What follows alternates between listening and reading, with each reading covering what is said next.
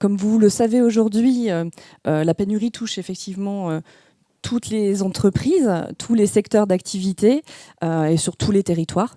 Donc effectivement, là, comme vous le constatez, nous avons donc cette année 61% des recrutements qui sont aujourd'hui jugés difficiles. L'année dernière, nous étions à 57,5% et en 2015, nous étions à 35%.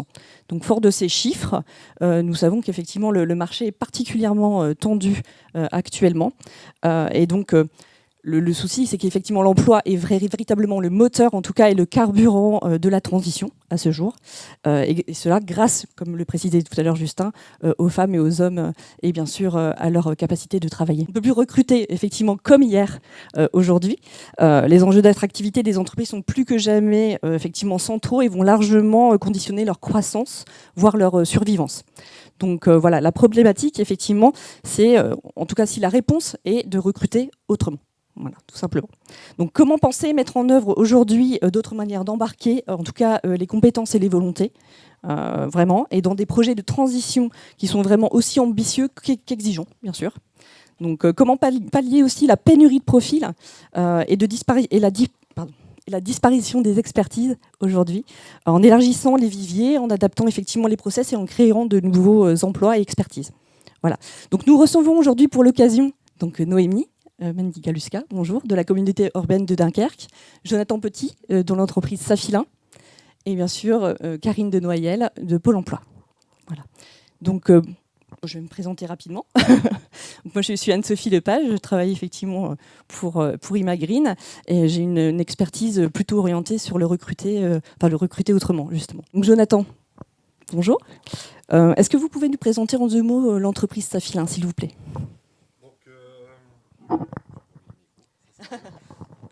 Donc Safina, c'est avant tout des hommes et des femmes qui ont les mêmes valeurs, la passion, le lin.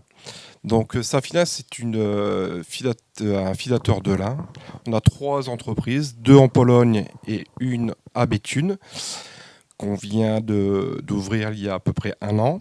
Safina, c'est 500 collaborateurs et bicentenaire, parce que c'est un vrai savoir-faire en termes de filature. Pouvez-vous nous expliquer en quelques mots pourquoi une approche classique, en fait, donc lettre de motivation et CV, ne pouvait pas s'adapter à votre projet, à votre réimplantation ? Safina avait disparu dans fin des années 90, n'avait plus de filature en France. On était la dernière filature existante. Le choix du groupe a été d'expatrier sa production pour diverses raisons en Pologne, donc en Europe de l'Est.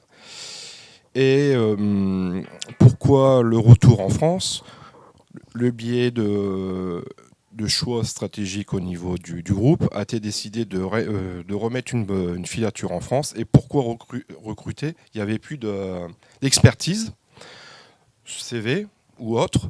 Donc le choix était de recruter vraiment un savoir-être, avant tout le savoir-faire.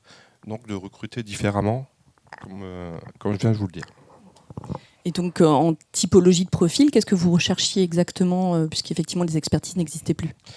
Différentes typologies. La filature, c'est avant tout aussi un esprit d'équipe. On sait travailler individuellement et collectivement, de la dextérité, une bonne gestuelle. Donc c'est vraiment des soft skills vraiment bien à part entière qu'on avait besoin ici de retrouver.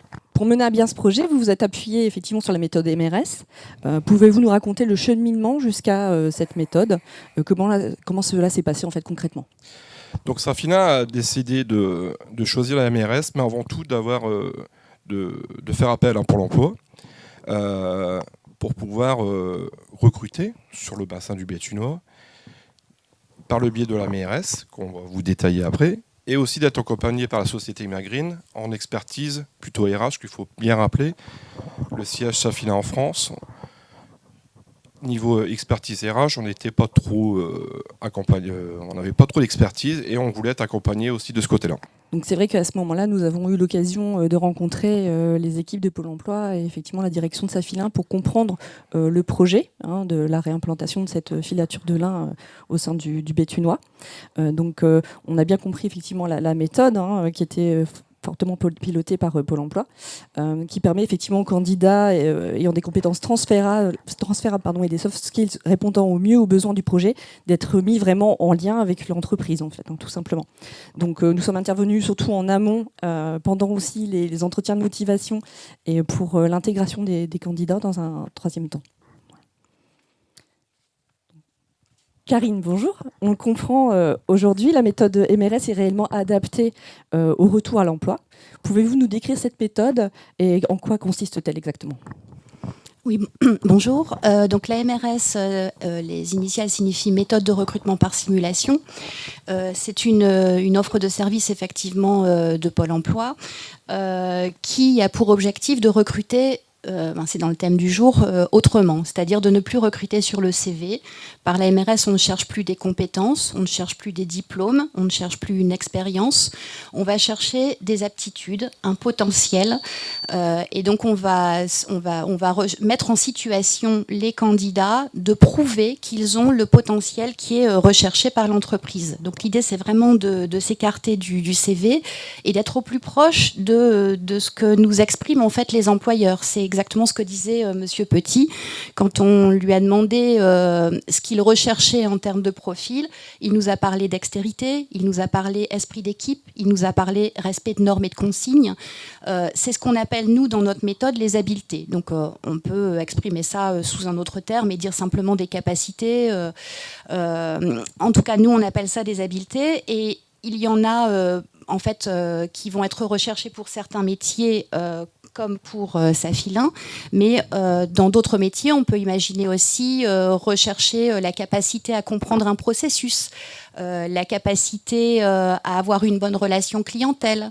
Voilà, tout ça, toutes ces capacités, ou la capacité à travailler sous tension également. Donc c'est ce qu'exprime un employeur, et nous, on va rechercher avant tout, non pas des personnes qui ont déjà travaillé dans un métier donné, mais des personnes qui ont ces capacités et donc qui pourront se projeter dans le métier visé. Donc la MRS s'adresse dans ce cadre-là à des entreprises qui souhaitent vraiment recruter autrement, qui souhaitent qui ont besoin d'élargir leur sourcing, tout en sélectionnant objectivement avec une méthode qui est aussi, et ça a son importance, non discriminatoire, puisqu'elle est labellisée par le Haut Défenseur des droits, qu'on appelait avant la HALD, en fait. Comment se déroule exactement votre accompagnement ? Quelles sont en fait les différentes étapes et quel est votre rôle ? Alors, il y a deux grandes phases. Une phase de préparation en amont et puis la phase véritablement de recrutement. Il faut vraiment les distinguer. Donc notre rôle, c'est effectivement d'accompagner les entreprises dans le processus de recrutement. Donc la première phase de préparation, ça va être de comprendre les besoins du poste et de proposer un parcours adapté à l'entreprise pour que les candidats arrivent à ce qui est visé. Donc en amont, dans le cadre de la préparation, on va commencer par faire un diagnostic de pertinence. Le diagnostic de pertinence, comme son nom l'indique, il a deux objectifs. Le premier, ça va être de vérifier que la méthode va véritablement apporter une plus-value à l'entreprise. On ne va pas mettre en place la MRS par plaisir de la mettre en place, donc il faut vraiment que ça apporte une plus-value. La deuxième chose, c'est de donner un certain nombre de principes à l'entreprise et de s'assurer que l'entreprise adhère à ces principes. Le premier principe, c'est d'être non discriminatoire.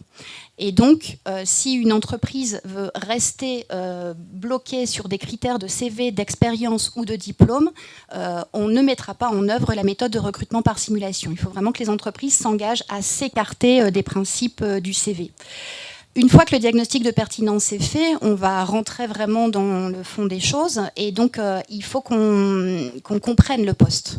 Donc on va passer par une phase d'analyse de poste pour découvrir quels sont les attendus du métier. C'est-à-dire que l'employeur nous a déjà exprimé les choses avec ses mots. Maintenant, il faut que nous, on voit les choses et qu'on échange aussi avec les salariés pour comprendre les véritables besoins en termes de potentiel.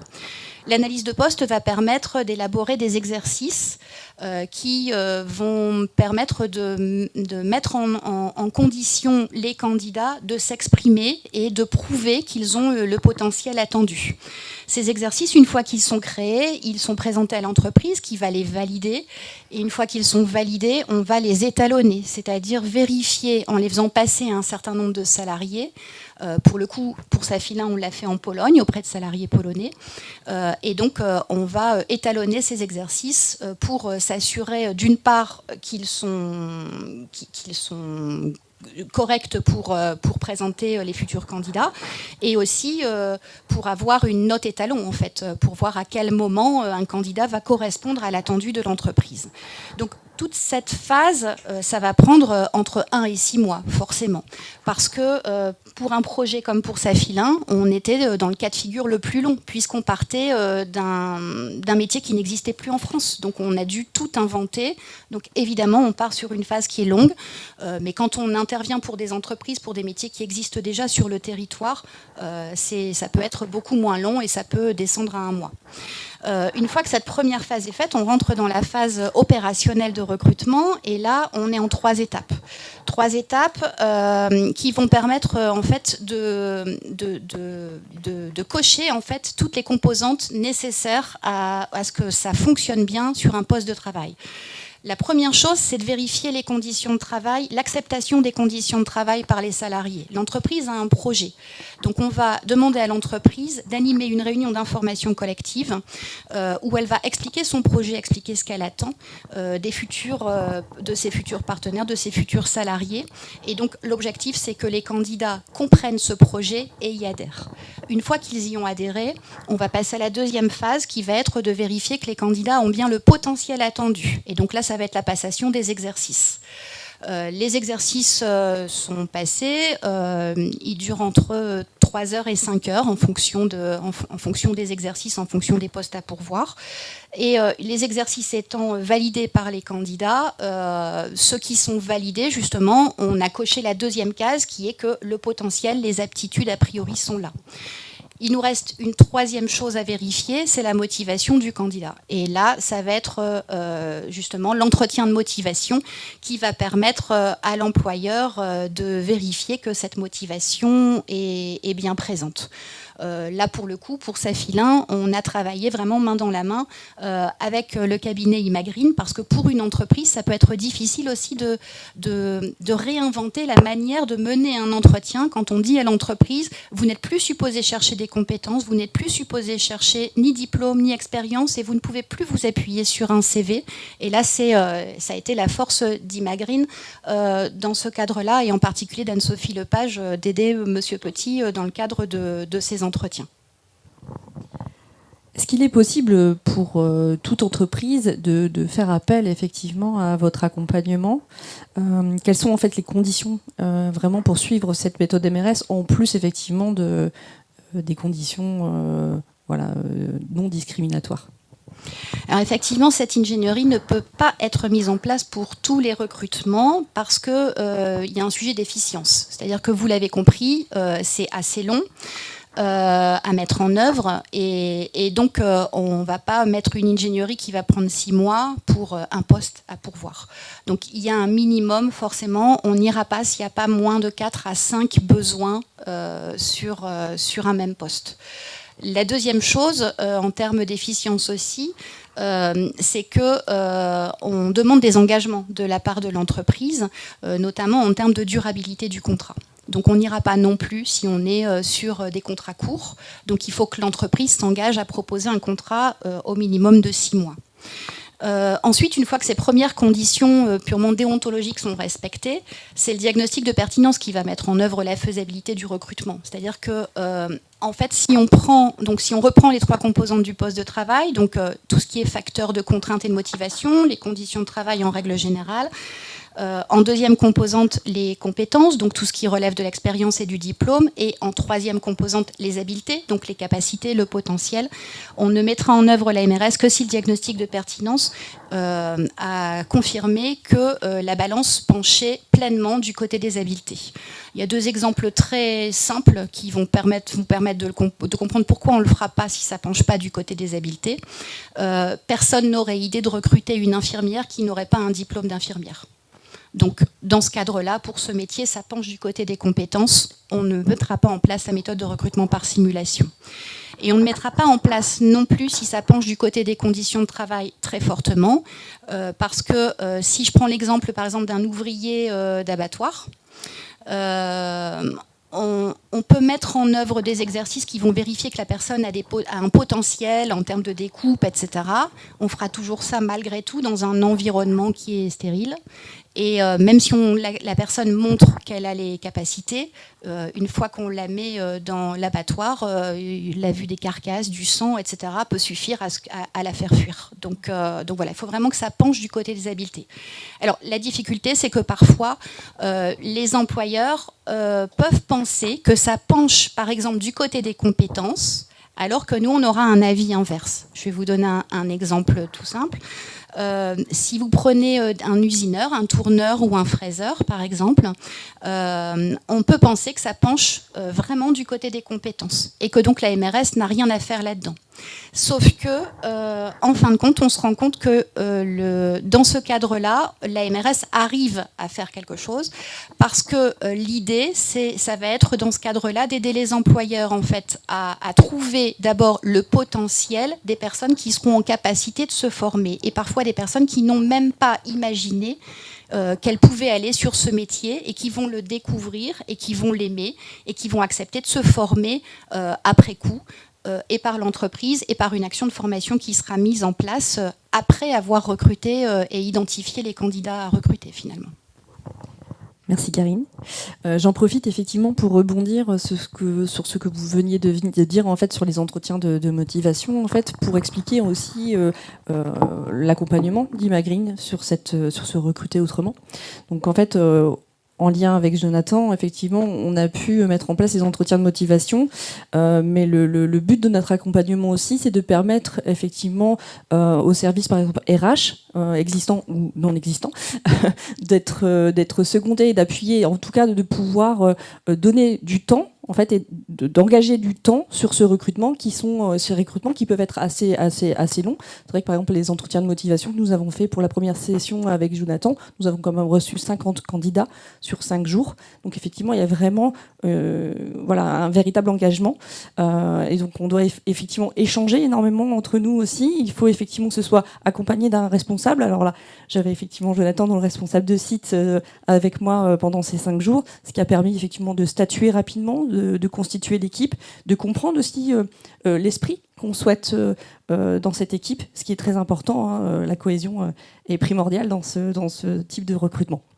Voilà. Donc, on est aussi, bien sûr, dans l'obligation, une fois que les tests ont été réussis, de recevoir, comme vous l'avez mentionné, Karine, tous les personnes qui ont réussi ces tests. C'est une obligation. Donc, effectivement, on n'a pas possibilité non plus de connaître combien de personnes nous allons pouvoir recevoir. Donc là, effectivement, c'était 50 personnes, mais ça aurait pu être 25. Donc, il y a effectivement cette souplesse à avoir pour pouvoir faire cet accompagnement au mieux et accompagner les candidats, en tout cas, au mieux. Et l'entreprise, bien sûr. Voilà. Jonathan, quel bilan tirez-vous maintenant de cette méthode de recrutement un an après ? Donc déjà l'objectif c'était de recruter 25 personnes. Donc 25 personnes en CDI. Par le biais de ce lancement de recrutement, il y a eu à peu près 200 personnes qui ont essayé de postuler chez Safina par le biais des réunions d'information. Une centaine ont décidé de passer les tests. Suite à ces tests, comme Anne-Sophie venait de le dire, on a fait à peu près 50 entretiens, c'est une semaine. Donc l'accompagnement était vraiment une force, parce que des entretiens de motivation, faire tout seul sur une longue journée, c'est quasiment impossible. Donc un accompagnement et d'un regard extérieur, moi plus industriel et Anne-Sophie plus RH, c'est vraiment de percevoir, déceler les petits plus des petits candidats. Et donc c'est vraiment très important, parce que à l'heure d'aujourd'hui, comme je peux vous le dire, sur les 25 candidats que j'ai reçus, on en a embauché 22, et à l'heure d'aujourd'hui, un an après, ils sont quasiment tous là. Donc c'est vraiment à souligner que le recruter autrement sur du long terme, c'est vraiment une très grande importance à l'heure d'aujourd'hui. Merci Jonathan. on a aussi eu l'occasion, en fait, suite effectivement aux entretiens de motivation, donc de constituer l'équipe ensemble et de présenter après auprès de la direction le choix des équipes pour validation, bien sûr. Et après, vous avez toute la phase d'intégration qui est hyper importante. Puisqu'il faut pouvoir accompagner correctement des personnes qui ne sont pas forcément du secteur, qui ont les compétences, puisque avec effectivement ces tests, ils ont prouvé qu'ils étaient en capacité de monter en compétence sur ces sujets et d'être une vraie force pour l'entreprise. Par contre, il faut effectivement les accompagner au mieux, comme vous l'avez fait pour cette session-là, où effectivement, le temps du démarrage, tout ça, ils ont tous été formés par des personnes qui venaient de Pologne, de toute façon, pour ce geste-là, qui est très particulier, et nous n'avions plus aucune expertise, en tout cas, en France, sur ce sujet. C'est exactement ça. Voilà. Merci. Noémie. Bonjour. Quand on parle de pénurie et de difficultés à recruter, on pense d'abord aux entreprises. Toutefois, les territoires aussi, ont eux aussi des enjeux forts d'attractivité. Pouvez-vous nous les présenter, s'il vous plaît ? Non, c'est bon. Alors bonjour. Donc il faut savoir qu'au niveau de Dunkerque, donc on est un territoire qui est assez dynamique en ce moment puisqu'on accueille 12 projets. Donc à ce jour, on compte pas les prochains. Donc 12 projets industriels. Donc on a implantation et transformation et qui vont du coup créer 16 000 emplois. Donc sur le territoire. Donc 16 000 emplois, on partait de 16 000 emplois directs, induits et indirects. Je pense que là, on tire un peu vers les 16 000 directs. On a tous entendu parler de Proludium et la venue de Monsieur Macron. Voilà, donc pour répondre à cette dynamique en fait, et accompagner les entreprises au niveau du territoire, donc au niveau de la communauté urbaine, on s'appuie sur différents leviers d'attractivité. Donc on parle de l'attractivité du territoire, l'attractivité des métiers et l'attractivité des entreprises. Donc attractivité des métiers parce qu'il faut forcément sensibiliser en fait aux métiers en tension du territoire, donc porter à connaissance les formations, les outils, les opportunités surtout, l'attractivité aussi des entreprises pour faire en sorte qu'elles puissent répondre à leurs besoins en termes de recrutement, donc travailler leur marque, travailler leurs points forts, pour donner envie aux candidats de se positionner, puisqu'on sait que les évolutions en termes de recrutement, tout s'inverse, il faut arriver à négocier. Et l'attractivité du territoire, parce qu'on doit forcément promouvoir en fait la dynamique du territoire pour donner envie aux habitants de se projeter sur le territoire professionnellement, donc de rester forcément, de se former et de rester. Mais également, on doit aussi aller promouvoir le territoire en dehors de ses frontières, parce qu'il faut donner envie aux gens de venir vivre et travailler à Dunkerque justement pour pouvoir répondre à tous ces besoins. Voilà. Donc aujourd'hui, quels sont vos objectifs et vos ambitions ? Comment pouvez-vous embarquer à la fois les entreprises présentes de longue date et les nouveaux entrants sur le territoire ? Alors, donc, il faut savoir qu'en 2014, donc on revient un petit peu en arrière, le président de la communauté urbaine de Dunkerque avait mis en place les états généraux de l'emploi. Donc à l'époque, c'était les EGEL, et que de ces EGEL, en fait, est sorti un groupe de travail emploi et compétences qui a, on va dire, une sorte de marque, Dunkerque l'énergie créative, qui dynamise un peu les actions et qui permet en fait de rassembler les différents acteurs du territoire, donc organismes de formation, entreprises, partenaires de l'emploi, autour des sujets justement liés à la difficulté de recrutement, tous les sujets qui animent sur ces tensions. Et donc il faut savoir que sur ce groupe, il y avait 20 participants au démarrage et maintenant on compte 200 partenaires et entreprises pour compléter ce groupe. Donc c'est assez important. On travaille du coup sur les différentes thématiques citées auparavant. Je suis désolée, je vais mettre de mes notes parce que donc l'orientation sur les métiers en tension, pour les entreprises qui s'implantent, mais on travaille aussi essentiellement sur les entreprises qui sont déjà ancrées sur le territoire parce que forcément on peut aussi sentir un déséquilibre parfois à force de parler des implantations.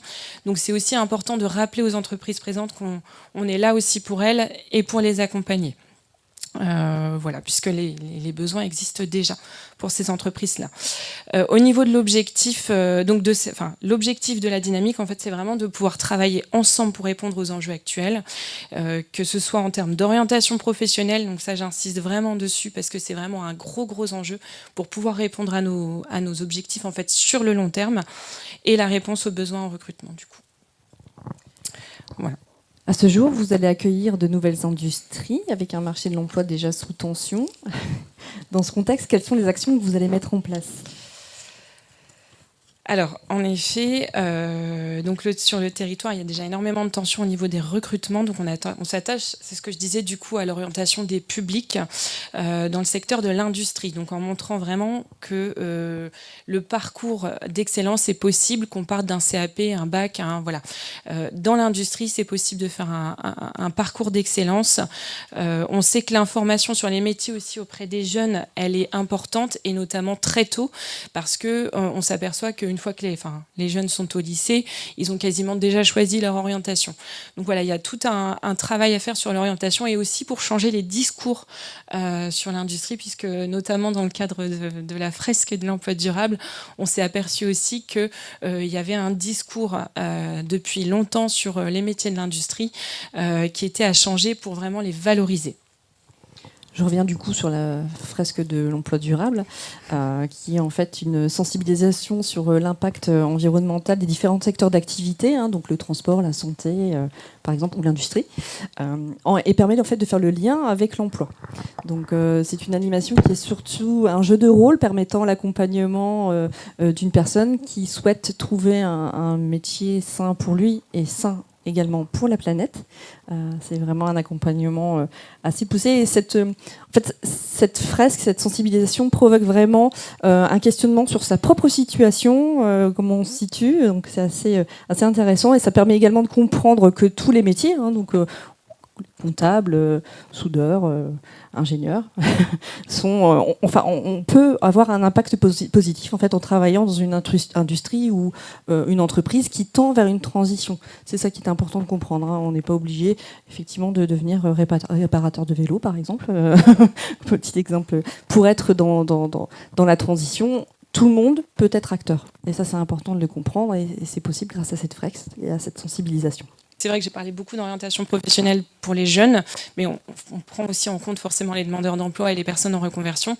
Donc, il faut savoir qu'en octobre 2023, on travaille avec un lieu d'accueil grand public qui s'appelle le Palais de l'Univers et des Sciences, et on va accueillir du coup une exposition sur l'industrie en lien avec le territoire, et notamment donc on aura au rez-de-chaussée en fait de cette exposition un job labo qui a été mis en place par un partenaire et qui permettra, donc qui sera en libre accès, et qui permettra en fait à toutes les personnes qui viendront sur site de pouvoir tester en fait ces aptitudes sur les métiers de l'industrie. Et justement, ça permettra justement de faire évoluer la vision du métier, alors que ce soit pour les jeunes, les personnes en reconversion. Alors, je pense aux parents, ils sont importants sur l'orientation des jeunes. Donc, cette vision de l'industrie, et puis du coup, pourquoi pas de détecter des potentiels. On en parlait tout à l'heure sur les MRS. En fait, c'est un peu le même principe qu'on souhaite. Voilà. Du coup, pour vous, pourquoi est-il vraiment important de sensibiliser sur ces enjeux et sur quel type de profil vraiment ou de compétences portent vraiment aujourd'hui vos enjeux ? Il est important de sensibiliser sur ces enjeux. Il y a plusieurs enjeux en fait. Il y a les enjeux déjà de décarbonation, puisqu'on a nous un objectif sur le territoire de décarbonation fixé à 2030. Donc ça déjà c'est un premier enjeu, et la réindustrialisation elle va forcément répondre à cet enjeu-là. Donc pour ça, il faut aussi qu'on recrute. Et du coup, forcément, l'objectif, c'est de pouvoir sensibiliser et montrer que tous les métiers, en fait, participent à l'impact, en fait, sur le territoire, participent à la réindustrialisation, je vais y arriver, excusez-moi, à la transition sur le territoire. Et du coup, que ce soit qu'on soit ouvrier, qu'on soit cadre, non cadre, ingénieur, enfin voilà, peu importe le type de profil, que tout le monde participe, en fait, à cette transition. Y a-t-il des actions vraiment particulières pour ces profils spécialisés que vous pouvez mettre en place, du coup ? Alors après, j'ai pas, en termes d'action, on en a plusieurs. J'en ai cité précédemment. On a après des actions qui sont organisées aussi comme un parcours sur l'année. Donc on a la Fabuleuse Factory qui permet, en fait, qui est un lieu qui est présent, sur une grande place de Dunkerque, la place Jean Bart. Et qui permet en fait d'informer le grand public sur l'industrie, les métiers, et de réenchanter justement les métiers de l'industrie, de valoriser les filières. On a pour suivre en fait le forum des fabuleux métiers qui s'inscrit dans les 4 jours de l'industrie, où là on travaille essentiellement sur les filières industrielles, donc que ce soit sidérurgie, chimie, maintenance, etc. Et on l'a de la même manière, en fait, on sensibilise au maximum les scolaires. Donc, il y a un travail qui est fait avec les établissements scolaires du territoire. Je rappelle, d'ailleurs, je me permets, je suis désolée, je reviens sur le fait aussi que Dunkerque a signé en septembre 2022 le premier pacte le premier pacte éducatif de France.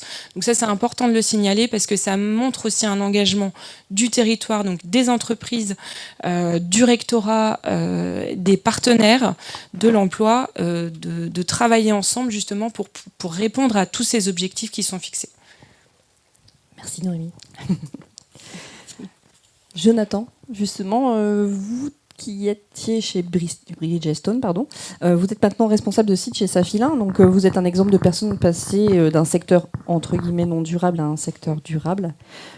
Est-ce qu'en quelques mots, vous pouvez nous raconter votre parcours depuis Bridgestone ? Donc depuis le temps que j'ai quitté Bridgestone, oui, effectivement, on était dans le pneumatique. Et alors d'aujourd'hui, le lin. Donc le lin, c'est un herbacé, c'est une culture annuelle. Et j'ai pu remarquer que, fin de compte, le monde du lin, c'est un grand monde industriel aussi, mais à sa façon. Donc il y a plein de contribuables. Il n'y a pas que les filateurs, il y a des tisseurs, des tricoteurs en aval. En amont, il y a aussi il y a les agriculteurs.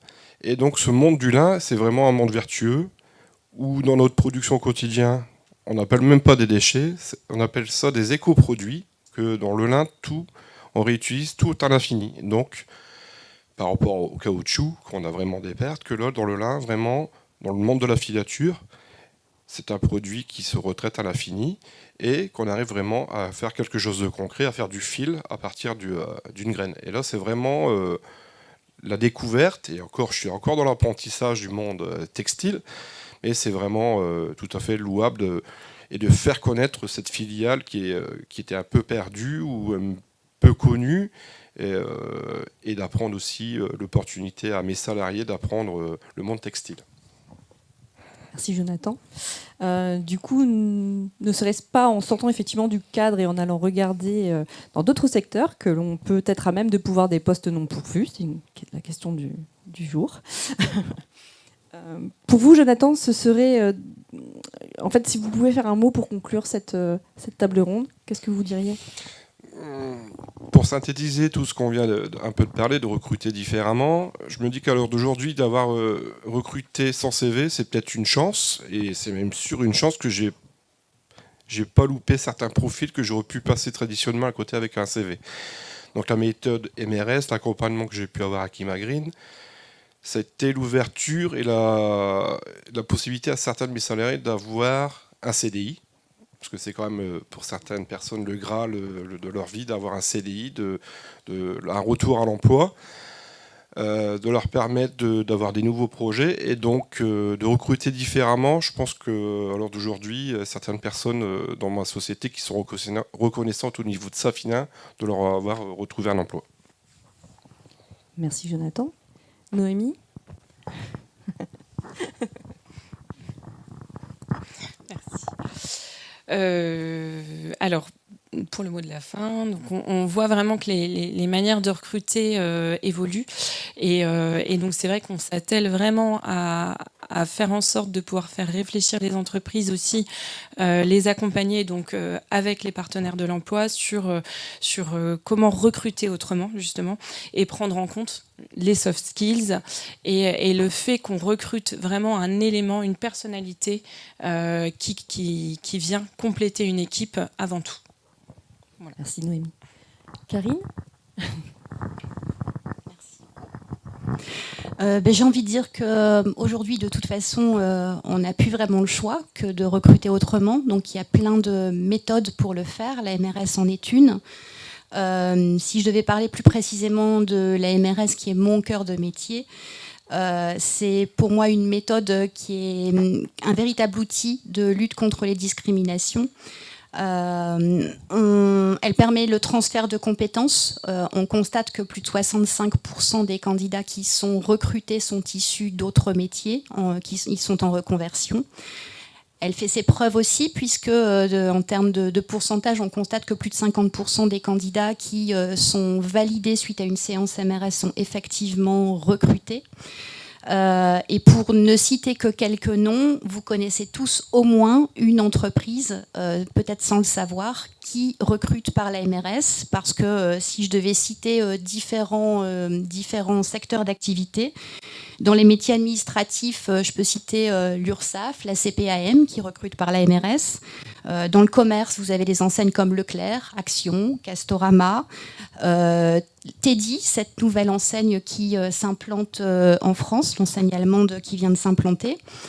Dans la restauration, les trois brasseurs, Burger King, McDo. Dans l'aide à la personne, l'ADMR. Pour les ASH, les agents hospitaliers, vous avez le CHU de Lille qui recrute par la MRS. Et dans l'industrie, la MRS a fait vraiment ses preuves. Vous connaissez tous les enseignes que je vais vous citer: Renault, Brioche Pasquier, EDF, la SNCF, Safilin. Blackstar qui s'est implanté sur les locaux de Bridgestone. Et puis des grands groupes aussi comme Hermès ou Louis Vuitton. Et pour autant, après avoir cité ces grands groupes, parce que j'ai essayé de choisir des enseignes qui pouvaient vous parler, il faut savoir quand même que sur le secteur de Béthune, par exemple, 86% de nos clients qui passent par la MRS sont des TPE, PME. Donc ce n'est pas ouvert qu'aux grands groupes. Merci Karine. Écoutez, cette table ronde est terminée. Je voulais vous remercier pour vos témoignages particulièrement inspirants. Merci beaucoup.